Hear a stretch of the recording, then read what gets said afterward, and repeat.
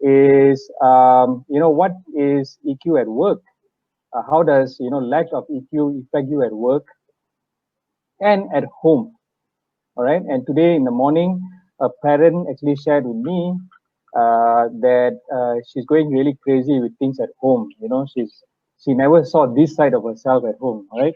So maybe you can, share a little bit. That will be definitely interesting. So today, Malar will be talking about 5 factors of EQ that will matter in your workplace and, of course, at home. All right.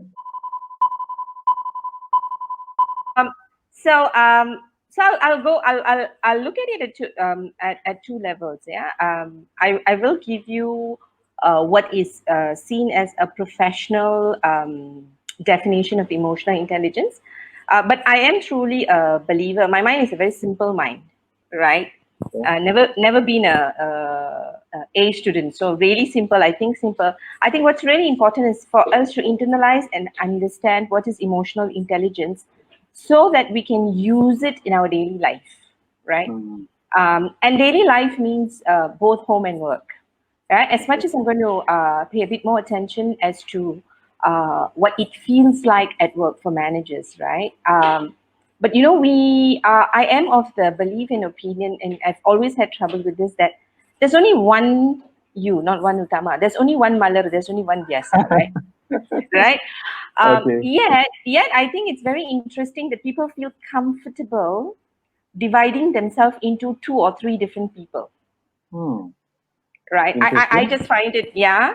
And I think it's very stressful doing that, because you need to remember, it's almost like being an actor, right? You need to remember, if you're acting in two movies, you need to remember which persona you want to take on, right? For me, that itself is very stressful, right? Now, Okay.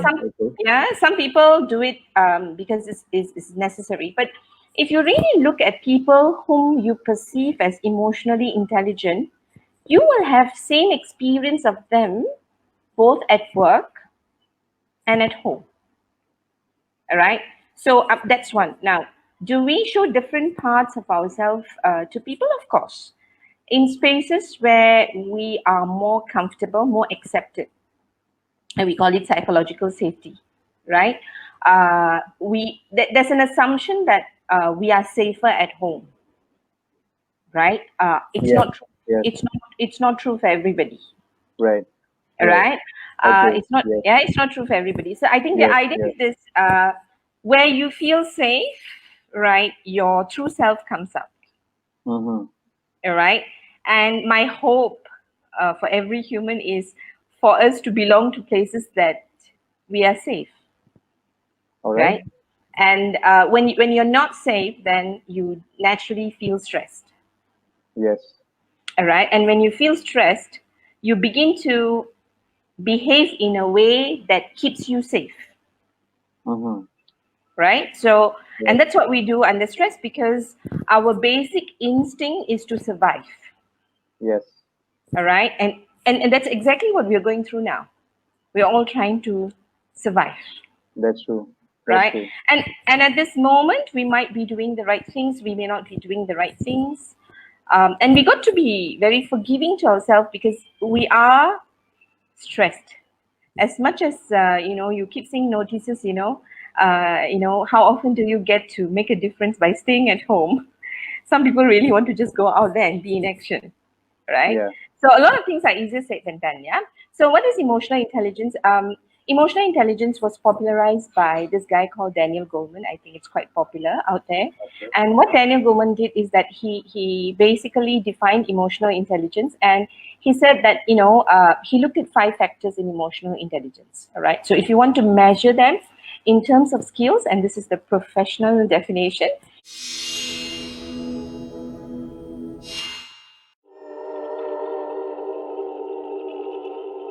Number one Okay. is self-awareness. Now, what is self-awareness? Do I know first and foremost who I am and who I'm not? Right? I think a lot of times when we talk about identity, we talk about who we are. Right? It is also very, I think, apt to understand who we are not. All right. Interesting. And Interesting. yeah, so your identity of who you are is a combination. Is I need to know who I am and who I'm not. For example, I mean, I'm an extrovert, Mm-hmm. right? Okay. Some of Okay. my introvert friends have tried to convert me. They can Okay. continue trying, right? Okay. I'm not going to try, but I'm also extremely comfortable with going on a silent retreat where I don't have to talk to people for 5 days. I have no issues with that, Okay. right? So Okay. you need to know who you are and who you're not. Yeah. Mm. Some people call it SWOT analysis, but Right. I like to look at it for EQ purposes from the sense of your identity, Mm-hmm. right? Mm. Identity is who you truly, really, really are. And the Right. person you truly, really are is the person that we meet, in front of the mirror when no one is looking, right? Mm. Okay. Okay. Right? And when we look at the person in the mirror, uh, your true colors come through, right? Because only you know your thoughts, your feelings, your actions, right? Especially, I think negative thoughts. Right. Okay, I think the world can see you positively at any point of time. It's easy to project a positive image to the world, and we all strive to do that. It's good to do that. I'm not Right. against positivity, but we Right. all know we all have dark sides, Okay. The dark right? side. Mm. Don't we? Right? So we Yeah. all have dark sides, right? Yes. And I mean, it's a matter of how dark it is, lah. Yeah. Okay. And I think it's really to acknowledge and accept you holistically and be the work in progress. Yes. All right. And that's self-awareness, right? Mm. Now, why awareness is important? Because this is the time I tell you we are going to be pushed into corners where we're going to experience discomfort. Right. Not having action is uncomfortable because Right. we've hide behind actions. Yeah. Yeah. We have Exactly. found meaning and purpose with being busy. Being Mm-hmm. being busy is a superhero cape a lot of us wear, especially uh, uh, the professionals, Yes. right? Yeah, because if you speak to, say, for example, a homemaker and a working mother, right? The working mother is very glamorously busy. But when a homemaker says she's busy, we have a bit of difficulty. But after this, we'll all change our minds, Okay. Looking forward right? to hear about that. Yeah. Yeah. So self awareness. Now, then Yeah. there's self management. So self awareness. Now, then Yeah. there's self management. So if I know now, because I have my bright side and my dark side, if I Okay. know I am this way, how do I manage it? Mm-hmm. All right. Now, with management, it's where you need skills. First, I must know that I'm not made in perfection. Right. So once I know that, right, I need to know when does my imperfection impact my results and my relationship. Now, me being talkative, if it is not affecting people, it's okay for me to hold on to it, right? Yeah. So I need to know. So I basically say that, you need to know when to accelerate and when to put your brakes on for self management. So the first factor was self awareness. Now, once you know who you are, you need to know how it's going to come out every day in our daily life. How am I going to come across, articulate my identity in the spaces that I have been given permission, that is life, whether personal or professional. Next is, now we all need to know that, I need to come out in an appropriate manner, right? Now, if it's appropriate, then if I'm doing too much of it, do I know how to pause? If I'm doing too little, do I know how to accelerate? And those skills are skills of self management. Do I know when to speak and when to shut up? Right? Called social awareness. Well, now, what is social awareness? There's a lot of social things happening. I'm not too sure if there's awareness happening, right? Awareness that Okay. we're experiencing right now is everybody is forwarding every other message to everybody, Yes. okay? Yes. With very good intention, But I think we are not thinking, why am I forwarding this message? Is it authentic? How would this make someone feel? For Mm-hmm. example, your friend talks to you and says, I'm a little bit worried, yes, things are looking really bad for our company. Right. And I'm not too sure whether I'll have a job after this. All right. Mm-hmm. And you being Right. this very caring friend, you see an article that says, 1 million people are expected to be jobless. Right. And you forward it to your friend. Mm-hmm. Okay. Thinking So that you it's need, going to help him. yeah, so so I think people are not thinking in terms of awarenesses to, is it, do we really know what we're doing? Do we know what the person is experiencing? Right? And the information that I'm going to give, is it really going to help? Right? So that is Okay. social awareness. Now, the fourth one is once you're aware, is social skills. Social Right. skills is, how do I manage what is happening around me? All right. So whether again, if you talk about social media or the conversation that you're having, right? Wait, I Mm-hmm. mean, I think we are living, especially if you are one of the lucky ones who get to be locked in with your family, you'll see all sorts of behaviors coming out, right? Yes. Some people are going to be hypersensitive, and there's going to be a hype with anxiety. All Yes. right. Everything is going to be scary. Slightest sore throat, they're going to get worked up. Have you seen the Right. doctor? Are you dying? And do you have it? Right. Uh, and you're human too, so you're going to experience emotions as well, right? So social Okay. skills is, do you react to that or do you respond to that? All right. Mm. Okay. Right, and that's a major thing that we need to ask ourselves. When you're Right. stressed, our chances are we'll react to that, because Mm-hmm. you're also, you see, I'm also having my own anxiety when I'm having a cough, right? Yes. Because I'm now worried, is it a Right. normal cough? I mean, with the number of messages you're getting, you don't know whether it's a normal cough or is it that cough, right? Yes. I am worried, and then someone says, you better go and see a doctor, Mm-hmm. right? And that stress will automatically trigger a reaction, right? And the reaction is coming because I am just showing what I'm experiencing at this point of time, right?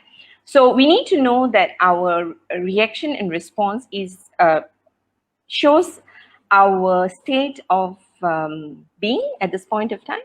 Yeah. So that is relationship management. Okay. Just a All right. question there, right? Just a Mm. question. So what's the difference between reacting and responding? Huh. Okay, so the way I say it is very simple. I wish you were in front of me. So you Mm. can try this, right, for fun. Right. Yeah. If you have your son around you, when you do this, when someone does this to you, what do we immediately do? We Yes. move away. Now Yes. that's a reaction, Okay. right? Now, Okay. why do we react? We react because we think it's dangerous and we need to Yeah. safeguard ourselves. That's a So fast response. immediate response that doesn't Yeah. involve thinking, and our Right. immediate response comes from our past programming, Mm-hmm. because we have been programmed that when danger comes, you move away, Right. right? And Yes. so when someone says something, and if I have something against you, for example, let's say I never liked you, yes sir, Yeah. right? Yeah. Any feedback you give me, I'll take it negatively, I'll react to it. Mm-hmm. I mean, you Yes. see this, you see this True. on social media, right? Yeah. If they True. don't like a certain person, whatever they say, people have something to say, because we're not Yeah. objective, True. right? So that's a Yes. reaction. Response is very much, you have consulted your thinking. So emotional is, I may not like you. You may be something, saying something, and I may not like you personally, yes, right? But Right. when something good comes from the person you don't like, you tend to immediately reject. Responsiveness is to let it set in, and Right. then to say, to choose what is the final outcome of it. All Mm. right. Now, our ability to respond during stress has a lot to do with what we have programmed in the past, Right. right? Right. Because if you're used to thinking in a particular track, when time is short, you will take the shortest track Yes. in your brain, right? and Yeah. and so that's what I mean by responding, right? Got it. So that's Got a it. reaction. Got it. Yeah, reaction and response. fifth factor, which is really the most important factor, is motivation. What drives me to do what I do? Right. Okay, my action or inaction is driven by something. Okay. Okay, so sometimes we tend to think that only an action is driven by something. Even my inaction is driven by something. So if I Right. chose to disagree with you, Right. I can, say, you know what, yes, I disagree with you. Right. But just because I'm keeping quiet doesn't mean I agree with you. All right? So me putting up my hand and telling you, yes, I totally disagree with you, may be driven by what I'll call a value. So our motivations are driven by a value. My inaction may also be driven by a value. The value to be safe, right? The value that, if I disagree with you, you may not give me the increment that I want or the bonus that I want. You will blacklist me, right? Yeah. Yeah. And I think a lot of people in the corporate world do that, right? So what drives you to do what you do? So that's motivation. All right. So for me, in the professional world, I say motivation sits right in the middle for me. Now, why? Because motivation drives your self-awareness. All right. We all have time, but how many of us feel driven to want to know why all of this is happening? What's happening with me? Why am I feeling uncomfortable? Why am I losing my temper so much? All right. Here's a good place, because all the time we all say no time, right? We hid behind laziness, right? Yeah. Now you're sitting in a corner and you're really feeling uncomfortable with your own company. Right. I mean, it's quite sad, right? If you don't like your own company, how is everyone else going to enjoy your company, right?